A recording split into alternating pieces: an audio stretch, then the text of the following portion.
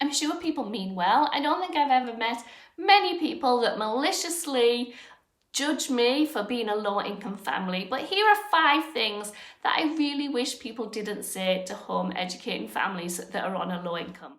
Number 1, this is my pet peeve, the word affordable. Describing your curriculum as affordable, describing a class or an experience as affordable, what you mean is you can afford it. Not everyone can afford it.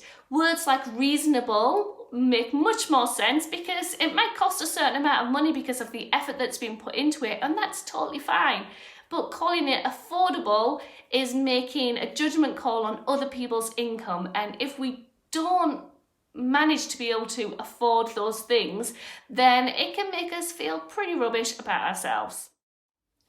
Number 2 is well, have you ever thought about trying, or maybe if you just, I don't know what it might be, buy in bulk, put on 3 extra jumpers, walk to this shop that's 7 miles away to get your cheaper tangerines. We've heard it all, and a lot of these tips and tricks we'll probably already do, and can be really helpful. But if you're not a low income family, responding to someone's conversation and sharing about being a low income family with this list of tips and tricks, it can sometimes feel like you're reducing a big systemic issue and our daily lived experience to little things that we could just if we were better at making those choices, we would not have these problems. And it kind of can feel a bit belittling at times. That isn't to say that it's wrong to share helpful tips and tricks, but think definitely about the relationship that you have with someone before you do that. Number 3 is silence.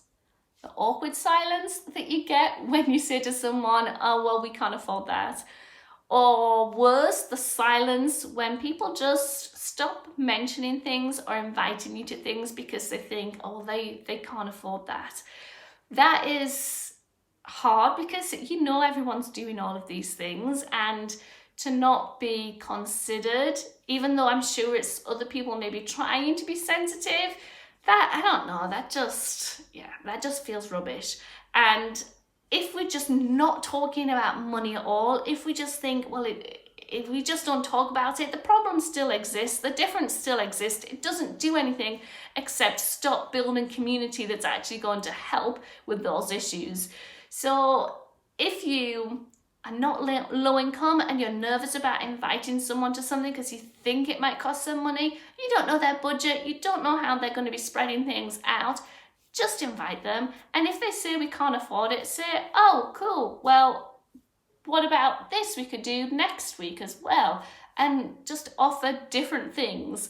So number 3, that's silence. Don't do it. Number 4 is one that I've definitely been guilty of in the past.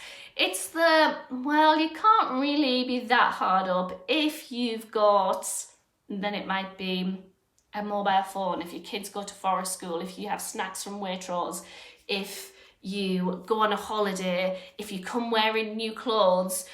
I've been on both sides of those where I feel awkward because I've got something that looks like I've spent money on it, or I even have spent money on it that I think, well, that doesn't live up to the low income world. But I've also been guilty of it in the past of well, have you seen the size of their TV?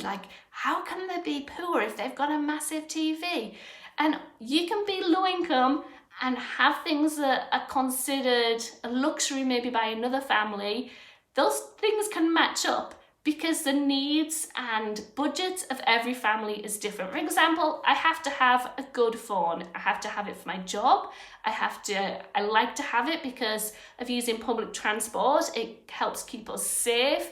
It means I can contact people. I can document our home ed journey. We can use it for home ed things. But we don't really need a car, so we don't have a car. And that's okay. And families are going to budget things in different ways, and it doesn't mean that they are not lower income. So maybe these aren't things that we actually say to other people, but I think we might say maybe to others about them, or say in our head that, well, but they've got this, so can they really be this? And I think that's something that we have to check when we hear it in our own heads.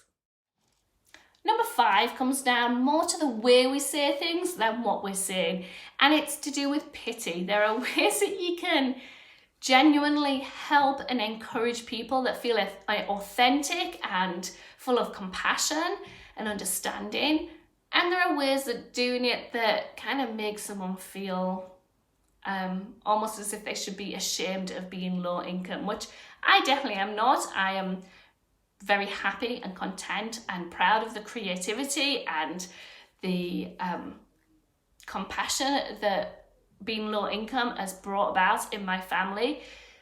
But there are things that you can do that the way you do it makes a massive difference. For example, like hand-me-down clothes. I've had people do it in such wonderful ways and ways that I would do it. We all should be sharing clothes. Like, there's nothing weird about that. And there's joy in doing that as well. Like, oh, my son wore this and then my daughter wore it, and now like, oh, it's great to see your kid running around in it. Like, isn't that amazing? And there's like joy in that. And I have that a lot with my community. I've had times where I've asked for like, anyone got any tips of where to buy great waterproof jackets that are a bit cheaper? And someone said, oh, my kid's just grown out of it, let me send it to you. These things are just kind of the normal give and take of community, because relationship is already there, and so it doesn't feel like passing judgment. But I definitely have had the look, I hope it doesn't offend you, but I've got some old clothes and I was going to take them to the charity shop, but you know, would you like them?